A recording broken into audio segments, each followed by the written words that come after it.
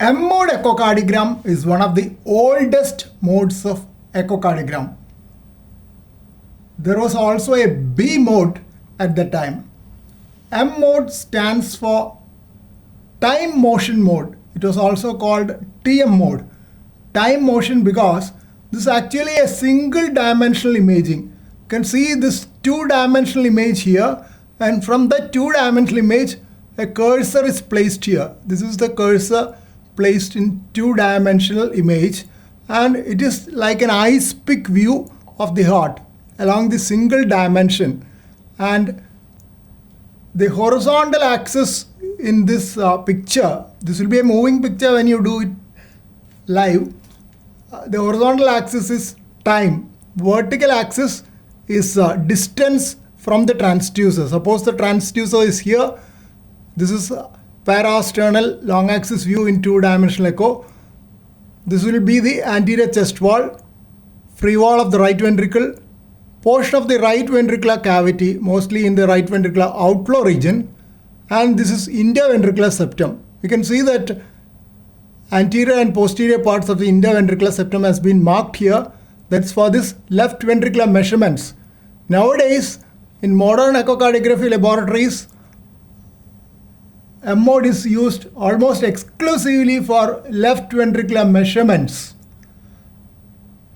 And this is the posterior left ventricular wall, anterior part and posterior part. This is the septum again. This is in diastole. You can see the diameter is more in diastole, and this is in systole. So this downward movement of the septum and upward movement of the posterior wall in systole are due to contraction of the left ventricle. This is the mitral wall echocardiogram. This particular M-mode echocardiogram is from a case of mitral stenosis. You can see the calcification of the tip of the posterior mitral leaflet here and doming of the anterior mitral leaflet. We can also call it as a hockey stick appearance. And you can see that left atrium is grossly dilated. Usually, this is the aorta. Aortic diameter and left atrial diameter are almost similar. This is grossly dilated because of mitral stenosis. And you can see that the posterior leaflet, instead of opening in diastole, has moved upwards. That is paradoxical anterior motion of posterior mitral leaflet. This is cross-section of descending aorta, and a portion of the coronary sinus is probably seen here. In M mode, this is the flattening of EF slope, thickening of both leaflets. You can see calcification here. Posterior leaflet is much more thickened than anterior leaflet. That you can see it here also. And doming is shown here also. Normally, this should produce an M-shaped pattern, an E, F, and an A wave. But those are not there when there is mitral stenosis. And normally, the posterior leaflet should move in a W pattern downwards. M pattern for anterior leaflet and downward W pattern, which will be smaller than the excursion of the anterior leaflet. Here, instead of that, there is paradoxical motion anterior. That's because the commissures are fused. When the commissures are fused, opening of the anterior mitral leaflet takes the posterior leaflet along with it anteriorly. That's what is seen here. This can represent the mitral orifice in diastole, and there is no orifice in systole. In the olden days, if there is a separation in systole, it would have been an indicator of mitral regurgitation, but that's not very specific. So this is an overview of M-mode echocardiogram in a case of mitral stenosis. We'll see some other M-mode echocardiograms as well. Before that, the ejection fraction is shown here. When you take these measurements, left ventricular internal diameter systolic, posterior wall diastolic, internal diameter diastolic, IVS, interventricular septum diastolic, then these measurements are automatically calculated. These measurements are taken by placing the cursor appropriately, and these are the measurements taken automatically. That is percentage of interventricular septal thickening and diastolic volume, This is by the formula fractional shortening and systolic volume ejection fraction. All those are calculated by the computer in the echocardiograph. In the earlier era, M-mode transducers did not have 2D facility and it was almost a blind imaging. But now M-mode cuts are guided using 2D images. The location of the M-mode cursor is displayed in a 2D image as an inset.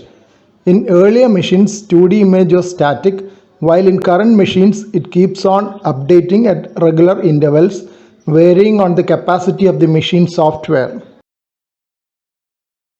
The usual M-mode sweep is taken from the base of the heart to the apex, but it can be varied according to the convenience of the operator. This image is an M-mode cut at the base showing motion of the aorta, aortic valve and the left atrium. Measurement of left atrium is taken in systole, while that of aorta is taken in diastole. Left atrial dimension is more in systole than in diastole due to the movement of the aorta. Usually, the aortic diameter and left atrial diameter are of similar magnitude, so that when only one is abnormal, we get an idea of left atrial enlargement or aortic root dilatation at one glance. But this does not hold good when both diameters are altered. The open position of the aortic valve has the shape of a parallelogram, while the closed position appears as two parallel lines representing the movement of the right coronary cusp anteriorly and the non-coronary cusp posteriorly. In the fully open position of the valve, the separation of the two leaflets gives an indication of the cardiac output. Poor opening excursion will indicate low cardiac output. Excursion of the aortic valves also give an indication of the cardiac output. Thickened leaflets with poor opening excursion occur in aortic stenosis. Systolic fluttering of the aortic leaflets can be seen when there is subaortic obstruction, which causes a jet to strike the aortic valve from below. In that situation, the valve is pliable and moves well as it is not involved in the disease process. Eccentric aortic valve closure line occurs in bicuspid aortic valve. The 2D image shows the bicuspid aortic valve. M-mode shows the aortic valve closure line marked by yellow arrow is nearer to the anterior aortic valve due to eccentric closure. Eccentricity index for a bicuspid aortic valve is calculated as half of aortic lumen diameter divided by minimum distance of diastolic cusp echo from nearest aortic margin. The diastolic diameter of the aorta is represented by A. Half of it is taken for calculation of eccentricity index. B represents the minimum distance of diastolic cusp echo from nearest aortic margin. Eccentricity index will be near 1 in tri-leaflet valves. It can range from 1.5 to 5.6 with mean of 2.43 in those with bicuspid aortic valves. Reference Naveen C. Nanda and Associates 1974. Left ventricular measurements in M-mode echocardiography are still popular despite advancements in echocardiography. The inset in the upper part of the image shows the 2D image in the parasternal long axis view with the position of the cursor, which is used to get the M-mode cut. LVPWS, left ventricular posterior valve systole, IVSS, interventricular septum systole, LVPWD, left ventricular posterior valve diastole, LVIDD, left ventricular internal diameter diastole, IVSD, interventricular septum diastole, EDV, end diastolic volume. IVS by LVPW, the ratio between the intraventricular septal and posterior wall thickness. The ratio is increased in asymmetric septal hypertrophy in hypertrophic cardiomyopathy. The ratio can also be increased when the posterior wall is thinned due to infarction. The ratio is decreased in anterior wall infarction due to thinning of the interventricular septum. IVS percentage of systolic thickening of interventricular septum. ESV, and systolic volume. FS, fractional shortening. EF, ejection fraction. LVPW percentage thickening of left ventricular posterior wall. The difference between end diastolic volume and end systolic volume gives the stroke volume. Stroke volume expressed as a percentage of the end diastolic volume gives the ejection fraction or the fraction of end diastolic volume ejected out in each systole.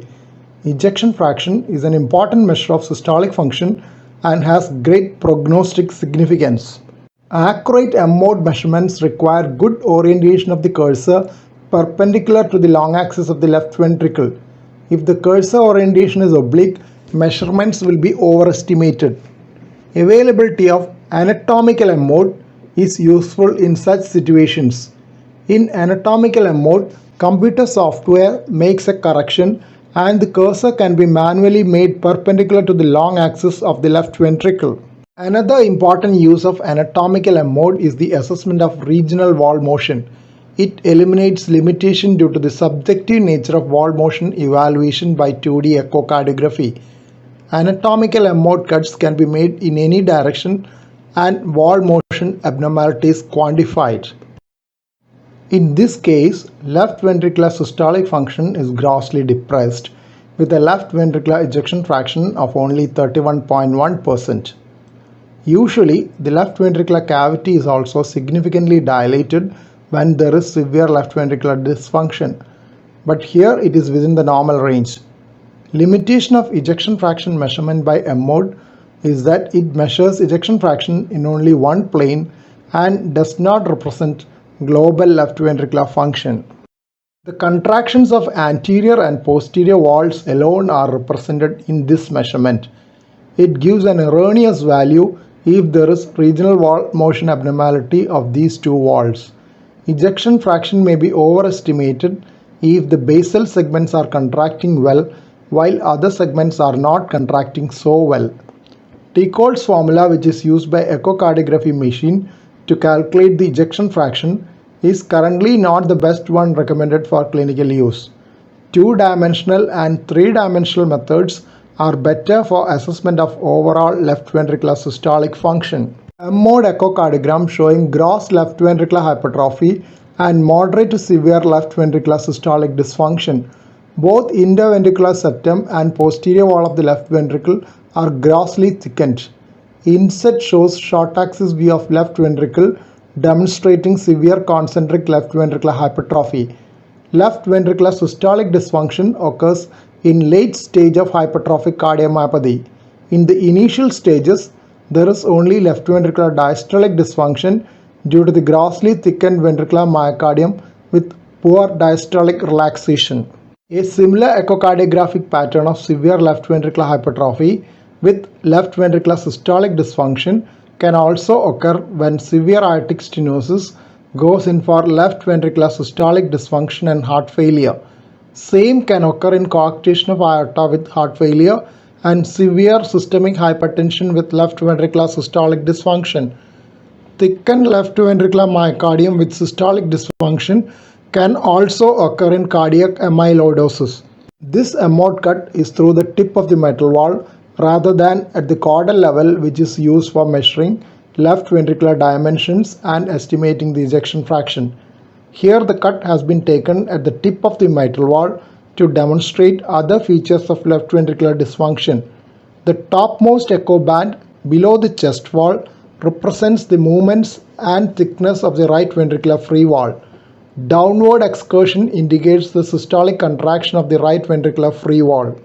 Echo-free space below that represents the right ventricle, usually near the outflow region. Terminating the echo-free region of RV is the band of echoes from the interventricular septum. Normally, the septal echoes move downwards towards the left ventricular posterior wall in systole, though the motion is not totally in phase with that of the posterior wall. Here, the amplitude of contractions of the IVS is diminished and pattern is somewhat biphasic. Below the IVS, within the left ventricular cavity, the movement pattern of two leaflets of the mitral valve is visible. C is the systolic closure point of the mitral valve. CD segment represents systole. Some systolic separation between the anterior and posterior mitral leaflets could indicate mitral regurgitation, though this finding is not that specific. The motion of the anterior mitral leaflet is M-shaped while that of posterior mitral leaflet has a complementary W shape. In systole, both meet and form a single line without any separation in normal case. The amplitude of excursions of PML are less than that of AML, which is also a larger leaflet. When the left ventricular function is normal, the opening excursion DE reaches almost up to the IVS with little separation between the two. The separation is called E-point septal separation EPSS, which is less than 5 mm normally. In this case, the separation is increased due to the left ventricular dysfunction and is over 9.5 mm. E wave occurs during the early diastolic opening of the mitral valve. The nadir of the E wave represents the F point. The EF slope is reduced in mitral stenosis with almost a horizontal EF in severe mitral stenosis. A wave occurs during atrial systole and is absent in atrial fibrillation. Beyond the A wave, a B hump may be visible in cases with left ventricular dysfunction and an elevated left ventricular end diastolic pressure, as in this case. The contractions of the posterior wall are also diminished due to global left ventricular dysfunction, in this case due to doxorubicin related cardiomyopathy. A mode echocardiogram from another case at the level of the mitral valve showing the early diastolic E wave and the atrial systolic A wave. The left ventricle is dilated and the left ventricular posterior wall contractions are reduced. The distance from the E point of the mitral valve and the interventricular septum is increased due to the poor excursions of the mitral valve on opening and the dilated left ventricle. The overall left ventricular function is reduced and there is regional wall motion abnormality suggestive of coronary artery disease. In this image, the upper image shows the 2D echocardiogram in parasternal long axis view used for guiding the mode cut. The cursor is seen to cut the left ventricle at the caudal level just beyond the tip of the mitral leaflets. The motion of the interventricular septum is almost flat due to the anterior wall myocardial infarction. The posterior wall is seen to contract vigorously, partly as compensatory mechanism to improve left ventricular output. Compare the reduced posterior wall contraction in the previous case. A mode echocardiogram showing movements of the interventricular septum and posterior wall of the left ventricle. Right ventricle is seen above the interventricular septum. This is an image from the parasternal view. Right ventricular free wall is adjacent to the chest wall with no echo-free space in between. If there is an echo-free space, that could be either pericardial pad of fat or pericardial effusion. In systole, the posterior wall contracts and moves anteriorly. Normally, the interventricular septum should contract and move towards the posterior wall in systole. Here, the septum moves away from the posterior wall in systole, paradoxical septal motion marked by the pink arrow.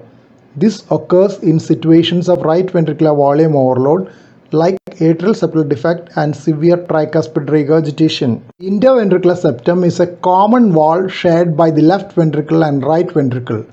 Normally it contracts with the left ventricle. That is why when it does not contract in synchrony with the left ventricle, it is known as paradoxical septal motion. The paradoxical motion is due to change in the shape of the left ventricle.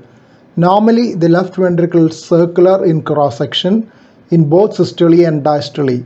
In right ventricular volume overload, septum becomes flat or even concave towards the right ventricle in diastole. This curvature reverts in systole, producing the paradoxical motion.